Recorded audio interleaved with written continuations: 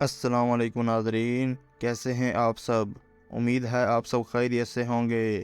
آج کی ہماری اس ویڈیو کا موضوع پاکستان کے ضلع راولپنڈی کے شہر کلر سیدہ میں واقع ایک شاندار محل بیدی محل کے بارے میں ہے۔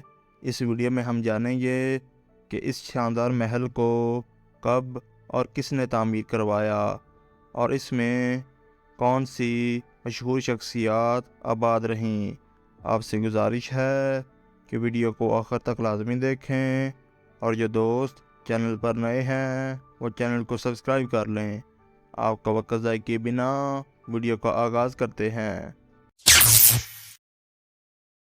ناظرین کرام، بیدی محل 3 ایکڑ رقبے پر بنا ہوا ہے جسے سکھ مذہب کے پیشوا بابا کھیم سنگھ بیدی نے تعمیر کروایا۔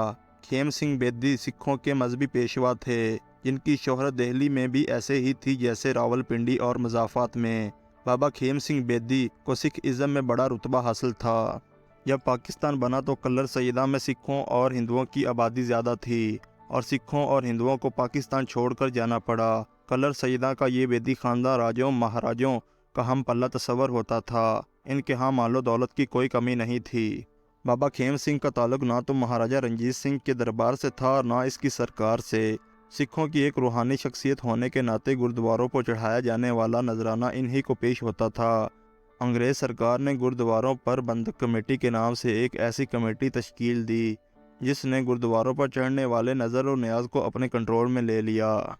بابا کھیم سنگھ کے پوتے بابا سریندر سنگھ کی شادی مہاراجہ کشمیر کی بیٹی سے ہوئی تھی۔ 1904 میں جنگ کے نکارے کے پیش نظر انگریز کو جنگ کے لیے مزید ہندوستانی سپاہ کی ضرورت پیش آئی۔ پنجاب کا انگریز گورنر وائس رائے ہند کے حکم پر بابا سریندر سنگھ سے ملنے کے لیے کلر سیدہ آیا۔ رواد اور کلر سیدہ کے مابین کچی سڑک پہلی بار اسی کی سواری کے لیے بنائی گئی۔ جنگ ختم ہونے کے بعد انگریز سرکار نے بیدی خاندان کو 300 مربع اراضی ساہیوال اور 700 مربع اراضی گڑگاؤں پانی پت میں الاٹ کی، لیکن گردواروں کے چڑھاوے سے اس خاندان کو محروم کر دیا تھا۔ 40 سالہ یہ سکھ دور اپنے ادوال کو پہنچا۔ پھر جب پاکستان بنا تو سکھ یہاں سے چلے گئے اور یہ عمارت پاکستانی حکومت نے اپنے قبضے میں لے لی۔ اس عمارت کی تعمیر میں استعمال ہونے والا پتھر اٹک اور تھوہا روڈ پر واقع بھائی کی بند سے لایا گیا تھا۔ محل کی تعمیر میں علاقے کے ماہر فن تعمیرات نے حصہ لیا۔ دیواروں کی چوڑائی 1 گز سے بھی زیادہ ہے۔ اس کی تعمیر میں چونا اور پٹسن کے ریشے استعمال کیے گئے تھے۔ محل کی 4 منزلیں ہیں، 45 کمرے اور 2 بیسمنٹ ہیں۔ عمارت میں داخل ہوں تو دائیں جانب اور بائیں جانب عملے کے کوارٹر بنے ہوئے ہیں۔ سامنے بڑا میدان ہے جس کے سامنے کی جانب بیدی محل اور بائیں جانب گورنمنٹ ہائی اسکول کلر سیدہ کی عمارت موجود ہے۔